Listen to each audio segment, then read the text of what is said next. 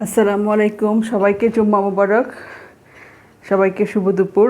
আজকে আমি এক টিপ না, শ্বশুরবাড়ি গিয়েছিলাম টাঙ্গাইল মির্জাপুর, মাত্র এসছি বাসায়। আগে থেকে সেট করে রেখেছিলাম যে এই খাবারটা আজকে দেখাবো। কালকে আমি দিয়েছিলাম, সবাইকে বলেছি, কি কেউ বলতে পারেনি। এটা হলো পাপড়ি চাট, খুবই মজার। তো সেই পাপড়ি চাটের রেসিপিটাই দিচ্ছি। এখানে আমি 4 কাপ ময়দা নিয়েছি, 2 টেবিল চামচ পরিমাণ আমি এখানে সয়াবিন তেল দিয়েছি, আপনারা ইচ্ছেগুলো ঘি দিতে পারেন। আর 1 চা চামচ আজওয়ান আজওয়ান আপনারা যদি আজওয়ানটা না থাকে, আপনারা আস্ত যে জিরা আছে সেটা দিতে পারেন। আর একটু লবণ দিয়েছি। আমি শক্ত একটা ডো তৈরি করব। ডোটা তৈরি করে আমি ঢেকে রেখে দেবো 20 মিনিটের জন্য।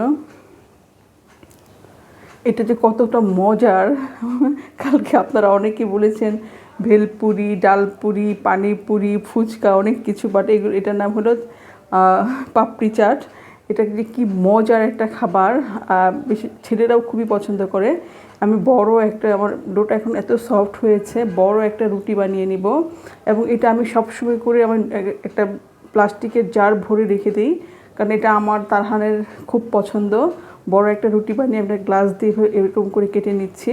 ফুচকার থেকে কিন্তু বড় সাইজের হবে, ডালপুরি থেকে ছোট ছোট ছোট ডালপুরি যে সাইজটা, সেই সাইজটাই একটু ট্যাপ ট্যাপ করে নিচ্ছি কাঁটা চামচ দিয়ে, যেন এটা ফুলে না ওঠে, কারণ এটা ফোলা যাবে না, লুচির মতো যেন না হয়, ফুচকার মতো যেন না হয়। আমি তেলটা অনেক গরম করে এখন লো হিটে রেখে দিয়ে এখন এটা ভাজছি। তারহান প্রথমে ভেবেছিল লুচি নাকি। আমি, না বাবা, তোমার সেই মজার খাবারটা অনেকদিন ধরে করা হচ্ছিল না, তো আজকে চিন্তা করলাম একটু বেশি পরিমাণে করে রাখি। আর ডাবলি দিয়ে করব। কালকে আপনাদেরকে যেরকম চাট একটা প্রোটিন সালাদ দেখিয়েছিলাম, সেই টাইপেরই। দেখেন কতটা সুন্দর হয়েছে। এরকম করে ভেজে নেবে, একটু ব্রাউন করে, অনেক মুচমোচা হবে। অবশ্যই মুচমোচা না হলে কিন্তু এই খাবারটা মজা লাগবে না, আপনারা সেদিকে খেয়াল করবেন। এটা যে কতটা মজার, আমরা যখন রেস্টুরেন্টে খাই, ওদের টক দইটা ভালো থাকে না, মশলাগুলো অনেক দিন আগের করা থাকে, অনেকের পেটের সমস্যা হয়ে যায়। আর আমি বাইরের ফুচকা খেলে আমার এই যে পেটের সমস্যা হয়। আমি একটা চাটনি বানিয়ে নিচ্ছি, ধনে পাতা এবং পুদিনা পাতা দিয়ে দিলাম। ধনে পাতা, পুদিনা পাতা আমার বারান্দা বাগানে আমি লাগিয়েছি। কিছুটা লবণ দিলাম। আর আমি এখানে 1/4 কাপ টক দই দিয়ে দিব। টক দই দিয়ে আমি স্যালাডটা তৈরি করবো, পানি এখানে ইউজ করব না। আর আমি একটা তেঁতুলের টক সবসময় বানিয়ে রাখি, ওটাও আছে, টমেটোর সসও ইউজ করব। কয়েকটা কাঁচামরিচ দিয়ে দিলাম। রেস্টুরেন্টগুলোতে প্রধানত ওরা সব কিছু আলাদা দেয়, কিন্তু আমি এই চাটনিটা তৈরি করার পরে আরও কিছুটা দই দিচ্ছি, টমেটো সস দিব, একটু বিট লবণ দিয়ে দিচ্ছি, অল্প একটু লবণ দিব, তেঁতুলের টক, আর হলো টমেটো সস আর চাট মশলাটা অবশ্যই দিবেন। এই চাটগুলোতে চাট মশলাটা খুবই মজা লাগে।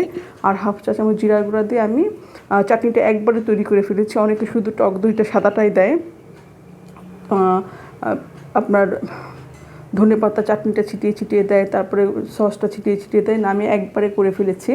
একটু চাট মশলাটা একটু বেশি করে দিলাম, আমি টেস্ট করে দেখেছি। আর অল্প একটু তেঁতুলের টক দিলাম। আমি দেখেন কতটা মুচমুচ আর এরকম শক্ত হয়েছে। এটা এমনিতেই খাওয়া যায়, খুব মজা হয়। আমি কালকে থেকে অন্যরকম রেসিপি আবার দেওয়া শুরু করব। আমি এখন এটাকে প্লেটটাকে সাজাচ্ছি। এটা তারহানের জন্য সাজাচ্ছি, কারণ একটু ঝাল কম খাবে। আর আমার তো অনেক বড় প্লেট ভর্তি লাগবে। আর আমি আলমাস আসলে খাবো। এই খাবারগুলো আসলে একা একা খেতে ভালো লাগে না। তারহানের হুজুরের জন্য আর তারহানের জন্য 2 প্লেট করে পাঠিয়ে দিব। কিছুটা আলুর টুকরা দিয়ে দিলাম, আর সসটা আগে দিয়েছি, আপনারা দেখেছেন। আলুর টুকরা দিয়ে দিলাম। সবাই আশা করে এই সময় কোনো মেন ডিশ দেখাবো, কি শুরু করলাম 2 দিন ধরে। এটা কিন্তু খুবই মজার। আমি কিছু ডাবলি দিয়ে দিলাম, টমেটো কুচি দিব, একটু শসা কুচি। এখানে ডিম দিব না, এটাতে ডিম দিতে হয় না। কিছুটা পেঁয়াজ কুচি দিলাম। আপনারা কাঁচামরিচ তো আমি তারহানের জন্য স্কিপ করে গেলাম। আর আমি এখানে চানা দিচ্ছি, কুড়মুড়া, যেটা চানাচুরের মতো, ওই চানাটা। যদি আপনাদের না থাকে, আপনারা নর্মাল বারবিকিউ যে চানাচুরটা আছে সেটা দিয়ে দিবেন।